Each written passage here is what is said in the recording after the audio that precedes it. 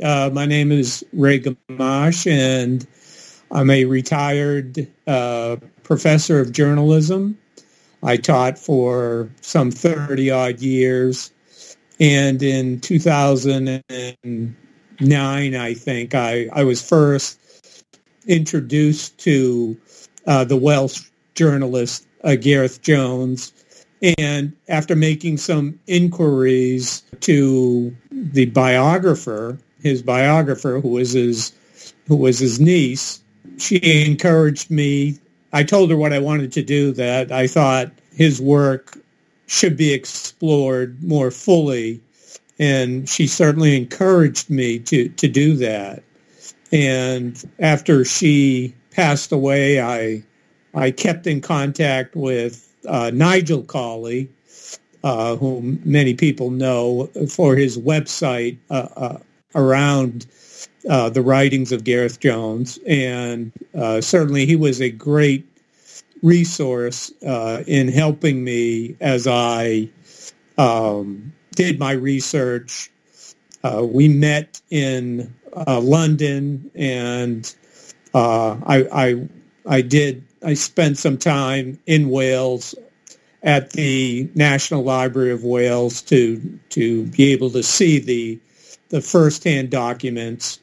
And when I came back to the States, I finished writing the book, got in contact with the Welsh Academic Press. They decided to publish it, and the book came out in 2013. Well, actually, I knew very little, practically nothing about Gareth Jones or the Holodomor until I read Timothy Snyder's book Bloodlands.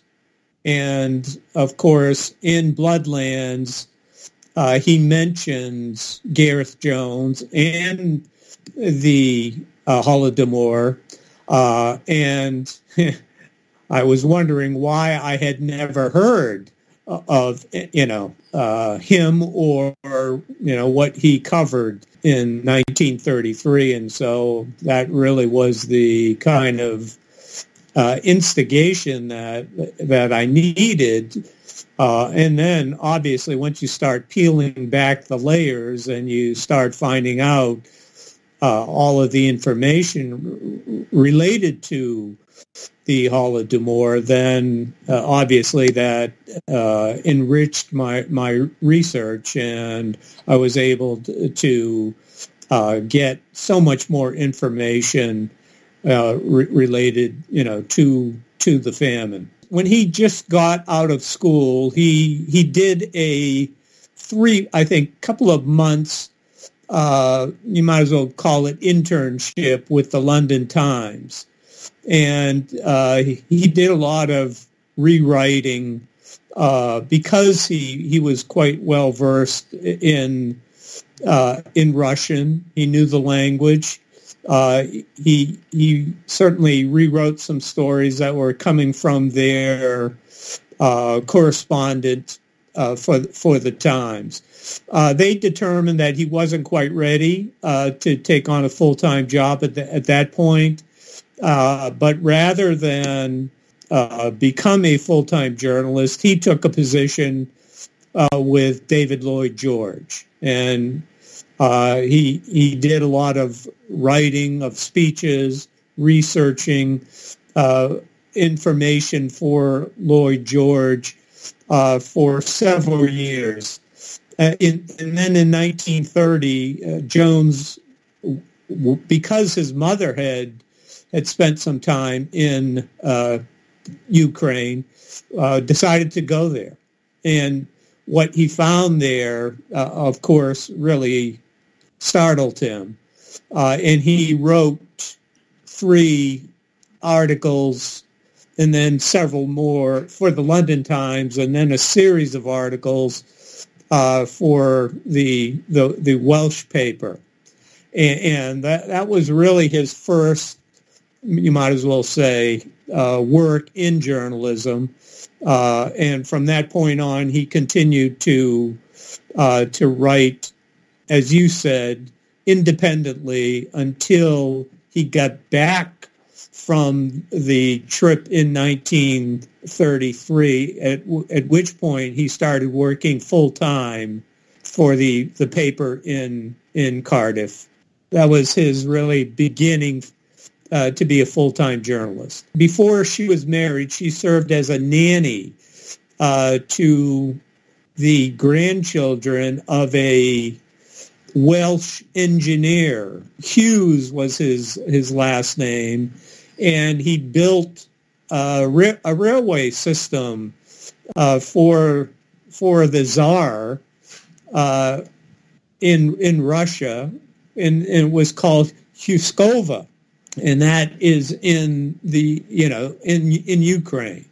I think it's in the Donetsk region, and so Jones traveled there unaccompanied in 30, and obviously he went back in 31 when he took a client of the American public relations executive for whom he started working in 1931. And so he ended up going to Ukraine 3 times and wrote a series of articles after each of those journeys. At this time, especially in the West, you find in most newspaper articles them using the generic Russia to serve, for the USSR. So in very few articles, even in the New York Times, their correspondents use the generic term Russia rather than even the USSR, and they do not kind of specify individual republics in almost any of the articles that I've read from that time, and so you'll see terms like famine in Russia, and then they don't be more specific than that. And in terms of the reception of his early articles, certainly they were noticed. But, for example, the first 3 articles he wrote for the London Times, they were unsigned. Now, when he wrote for the Welsh newspapers, he had a byline. Now, why? He was invited, actually, to contribute to the London Times in 1930 after that first journey he took, where he visited where his mother had been. And, of course, that was a time when really forced collectivization, dekulakization was really happening, and conditions were quite bad. And he was very truthful in his reporting of that. Now, subsequently, I have discovered that the Soviets were aware that he had written those articles. Now, how exactly they found out it was him, because he was allowed back into the Soviet Union on 2 different occasions. In 31, he was granted a visa, and then again in 1933, he was granted a visa. Part of the reason for that being that they wanted to allow him in because they wanted to stay in the good graces of Lloyd George, but I do not know exactly how they discovered that it was he who wrote those first 3 unsigned articles that appeared in the London Times. Travel back then was certainly much more difficult than it is today. And so what he did was get on a ship. If memory serves me right, for all 3 journeys that he took, he left Germany traveled to Sweden. I believe took a train through Finland into the USSR. And so he never flew into the Soviet Union. It was always by train that, at least the last part of the journey that he took. Once he was in the Soviet Union, he starts, I believe, each of the journeys in Leningrad, and then gets to Moscow, and of course spends considerable time in Moscow. Now, he then was able to journey by himself without a guide, because he was fluent in Russian. He was able to board a train and got off where he wanted to. And in the first two journeys, that was nothing, terribly unusual. But by March of 1933, really, when conditions were at their worst, travel outside of Moscow by foreigners was prohibited, and so he had an invitation from the German consul to go down into Kharkov. And so he boards a train. I believe the date was the evening of March 10th. And before he arrives in Kharkiv, he gets off the train and begins this 40-mile trek from inside the Russian Republic and into the Ukrainian Republic. And of course, what he sees is absolute devastation, famine, villages, with half the people dead, and so this the Soviets did not know he was doing at the time he was doing it. They find out, of course, once he makes contact. He left his calling card with the people working for the press commissariat, and they're not very happy once they discover what he has done. And when he arrives back in Berlin, holds a press conference, explains what the conditions are, and that was really the first big break in really worldwide understanding of what was happening in March of 1933. No, he's not the first, because there were reports published by Malcolm Muggeridge in late March of 1933, as well as a series of articles written by Otto Schiller, as well as reports by American journalists William Stoneman and Ralph Barnes, who had traveled again in March of 1933. But their accounts were not nearly as complete or as damning as Jones's were. His reports got, I would say, far greater play in the West, both in Great Britain as well as the United States.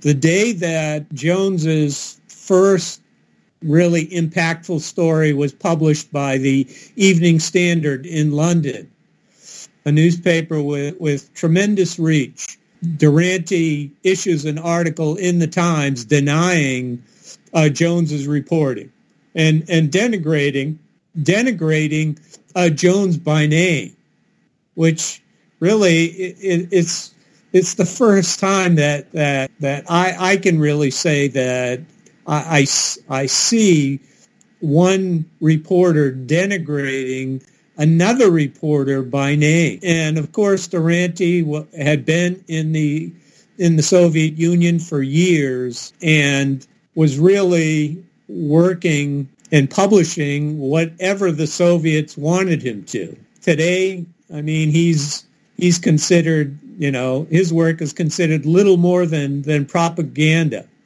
for the Soviets. It's quite interesting that in the American press, the Times and the Nation, two very liberal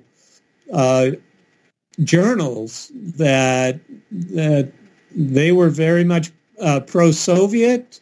They wanted United States recognition of the Soviet Union, and there had not been U.S. recognition really since the revolution.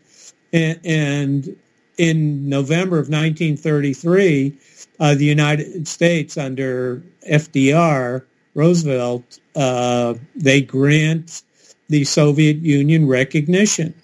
Now, part of that has to do with the rise of Hitler and National Socialism in Germany at the time, and we get into some of the more troubling political aspects of what happens in terms of no relief being granted.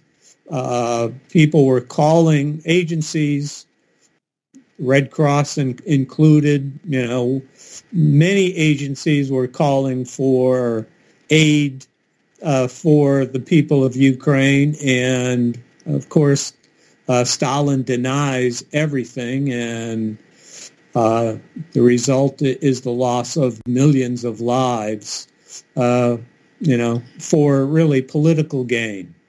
It's one of the more troubling aspects, of 20th century history when you start to learn exactly what happened, why it happened, what could have been done, what should have been done, the denials by members of the elite press.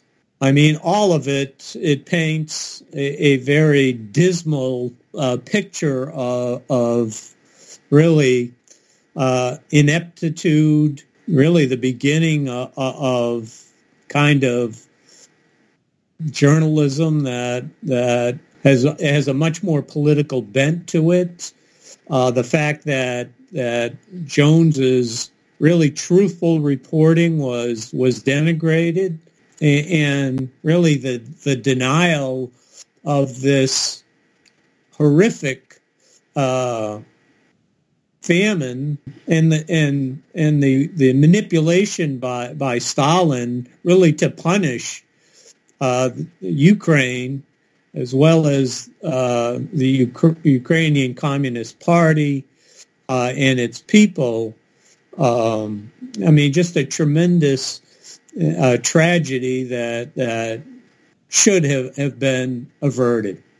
Looking back, 80 years, it's quite difficult to judge exactly what the reception of his work was. But there's no question that it galvanized public attention on what was happening at a time, at the time it was happening. And we know today that the worst of the famine occurred between March and September or November of 1933. Millions of people died. And so certainly we see in the press many people calling for something to be done. And yet, because of the vociferous denials by people like Duranty and denials within, the Soviet Politburo, unfortunately, nothing was done. And so the needless loss of lives is really what, we remember today, and why we look at the work of Gareth Jones and what happened to him, to his work, why it was not validated more than it was. It's one of the unfortunate stories of journalism. Well, I think the lesson, given what's happening today with fake news, and here in the States, we've been hearing a lot about that since really the entire election, and really how incumbent it is for journalists to make sure that the truth gets out there, and it's competing today with really so much misinformation that's put out there and is accepted as being the truth. I mean, I think today, the term post-truth, we're starting to see that more and more. And again, it's something that certainly needs to be combated. There were certainly competing interests in terms of, as I mentioned before, in the liberal press here in the States anyway, it was a real campaign by people like Duranty, Louis Fischer at The Nation, seeking, to get recognition by the United States of the USSR, and when it happened in November of 1933, unfortunately, it was the people of Ukraine who paid the price for that. When his diaries and so all of his clippings, his notebooks, his date books, when all of that was discovered, and it was discovered by Nigel and his mother, Dr. Margaret Serial Colley, when they discovered that, they made it available through the National Library of Wales, and so anybody really can go to the National Library and take a look at these materials, and so I was lucky enough to be able to travel there and spent time, and Nigel put a lot of it on CDs for me, so I was able to bring it back with me, and so we were able to include as much as reasonably possible into the books, to kind of help with the narration. We have since published the 1933 diaries, and so that is now in book form. It was through the Cashstand Press in Canada that we did that, and Nigel and I did the transcriptions. We got people who were fluent in Russian to assist us, because there are many phrases in a kind of Russian-Ukrainian mix that Gareth Jones used in his diaries. And so we were able to publish that in book form. And in the coming year, I hope to do the same for his 1931 diaries, because there's a lot of very interesting and useful information in those diaries that, again, capture what was happening in Ukraine in 1931, and conditions then were quite bad as well. The publisher is in the process of readying the second paperback edition. I believe we've sold out the first edition, and so it may be available in the UK right now, but I did some updating of some of the chapters and in terms of just some more information that has come to light, and so it's going to be available quite soon. And like I said, for people who are interested in seeing the diaries, those are now available through the Canadian press, the Kashdan Press. And it's anybody who's interested in Ukrainian history certainly, I think, would be interested in either of those books.